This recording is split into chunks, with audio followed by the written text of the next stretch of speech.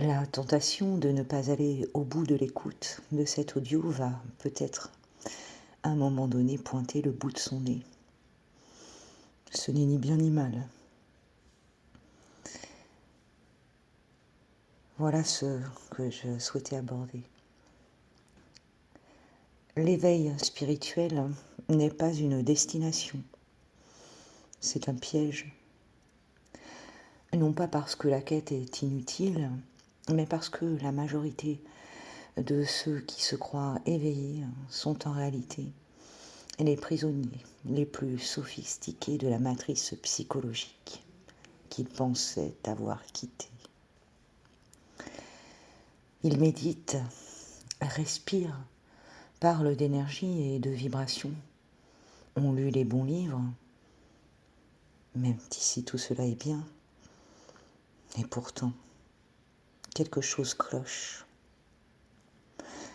Quelque chose qui leur est impossible de nommer. Un vide déguisé en plénitude. Une performance déguisée en transformation. Ici, il ne s'agit pas de faire une liste de conseils pour aller mieux.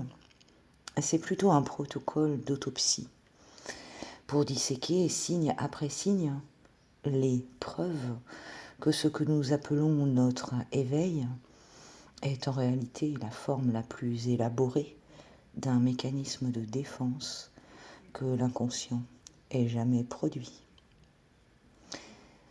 Tu peux, si tu le souhaites, arrêter d'écouter maintenant et conserver la paix que tu as construite. Mais tu conserves aussi le mensonge qui la soutient. Le choix t'appartient. Je suis allée au bout de l'écoute. Et c'est ce qui m'a donné envie de vous la partager à mon tour. Carl Gustav Jung a passé 60 ans de sa vie à cartographier l'inconscient humain, et ce, depuis les profondeurs de sa propre psyché, dans ce qu'il a lui-même nommé sa confrontation avec l'inconscient. Il a volontairement plongé dans ses propres ténèbres intérieures, hallucinations comprises, pour comprendre ce que personne avant lui n'avait osé regarder en face. Il n'était ni gourou, ni vendeur de bonheur, mais bien médecin, chercheur, qui a consacré sa vie à une seule question. Pourquoi les humains souffrent-ils, même quand ils ont tout pour être libres ? Sa réponse est terrifiante dans sa précision.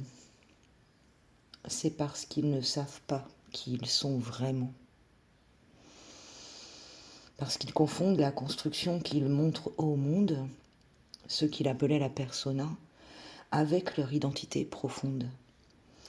Et parce que tout ce qu'ils ont refoulé, tout ce qu'ils ont nié, tout ce qu'ils ont jugé indigne d'eux, continue de les gouverner depuis les coulisses de leur inconscient.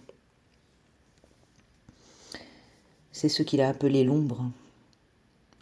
Le paradoxe de Jung, c'est que plus un individu croit être éveillé, plus son ombre est susceptible d'être puissante, dense, invisible à ses propres yeux, car l'éveil lui-même devient un mécanisme d'évitement, une armure dorée, un récit identitaire aussi rigide que celui qu'il prétend avoir abandonné. Attention, l'exploration de cela va être inconfortable, et ce n'est pas censé l'être d'ailleurs. Les vérités qui transforment ne se présentent jamais sous forme de plaisir, mais sous forme de friction, de résistance sourde qui te suit depuis peut-être des mois sans que tu puisses lui donner un nom. Alors comment reconnaître que ton éveil spirituel est terminé ? Terminé pas dans le sens où tu as réussi, non, dans le sens où le système s'est refermé sur lui-même. Cette précision est importante. Premièrement, tu es devenu ton propre gourou, et tu ne supportes plus la contradiction. Il y a un moment précis dans le parcours spirituel où quelque chose bascule. Un moment où la quête de vérité se transforme imperceptiblement en construction d'une identité supérieure. Un moment où apprendre laisse place à confirmer. Un moment où l'ouverture se referme sur elle-même. Jung appelait ce phénomène l'inflation du moi. Le moment où l'ego, au lieu d'être dissous par le travail intérieur, se saisit des contenus spirituels pour se renforcer. Il ne disparaît pas, il se déguise.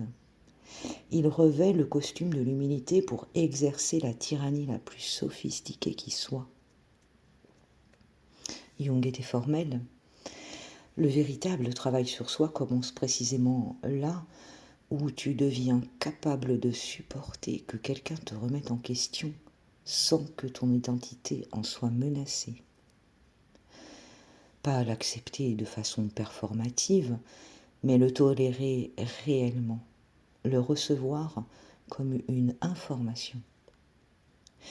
Si la contradiction te fait monter une défense, si elle te fait chercher immédiatement les failles dans l'argument adverse plutôt que d'examiner si sa substance te touche, c'est que ta persona spirituelle est intacte. Et une persona intacte, aussi belle soit-elle, est une prison. Le protocole de Jung n'était pas la méditation, c'était le dialogue, le vrai dialogue, celui où tu peux avoir tort, celui où tu peux être changé par ce que l'autre te dit, celui qui ne termine pas par une confirmation de ce que tu savais déjà. Si la dernière fois que quelqu'un t'a fait changer d'avis sur quelque chose d'important remonte à plus d'un an, pose-toi la question. Non parce que tu dois changer d'avis pour le plaisir, mais parce que l'imperméabilité n'est pas de la clarté, c'est de la rigidité. Deuxièmement, tu utilises la paix intérieure comme un anesthésiant. La paix intérieure est le produit le plus rentable de l'industrie du bien-être. Elle est proposée sous des formats différents, sous divers titres, sous des heures de contenu très variés. Et pour cause, la demande est infinie. La douleur humaine est infinie. Le besoin d'échapper à cette douleur est une des forces les plus puissantes qui gouvernent le comportement humain. Ce que personne ne dit, c'est que la paix intérieure peut être une forme de dissociation socialement valorisée. Jung n'utilisait pas cette formulation, mais le concept est central dans toute son œuvre. Il avait un mot pour désigner ce processus où un individu coupe le contact avec certaines parties de lui-même pour préserver une cohérence de surface. Ce mot, c'est compartimentalisation, refoulement structuré, anesthésie élective. Et le problème n'est pas la paix en elle-même. Le problème, c'est ce qu'elle éteint. Voici le signe concret. Tu te trouves dans une situation qui devrait te mettre en colère, te blesser, t'affecter profondément. Peut-être une injustice, peut-être une trahison, peut-être quelque chose qui te crie qu'il est temps d'agir. Et tu actives ton protocole, tu respires, tu te rappelles que les émotions sont transitoires, tu accèdes à ton espace de paix et tu ne fais rien. Tu appelles cela de l'équanimité. Jung l'appelait de la dissociation, parce que la colère, la douleur, l'indignation ne sont pas des impuretés spirituelles, ce sont des systèmes d'information. Ce sont des signaux que quelque chose dans ta réalité ou dans tes valeurs et violer. Les éteindre ne te rend pas plus sage, cela te rend plus aveugle.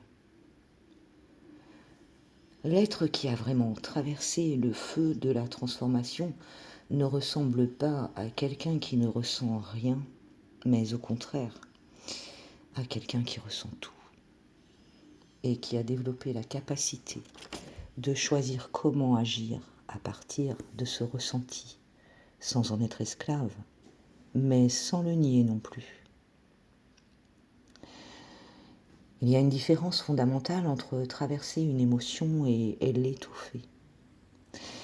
La traverser, c'est la laisser exister pleinement, lui donner le temps de délivrer son message, puis la laisser passer. L'étouffer, c'est activer un mécanisme appris, souvent tôt dans la vie, pour ne jamais devoir recevoir le message.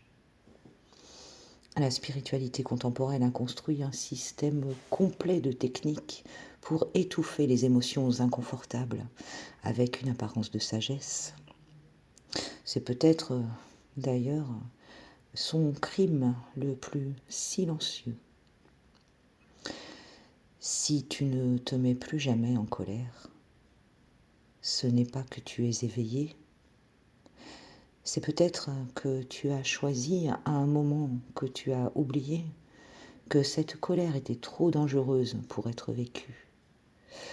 Et ce choix radical contrôle désormais ta vie d'une manière que ta conscience ne peut plus voir. Alors, quel rapport entretiens-tu avec ta propre ombre ?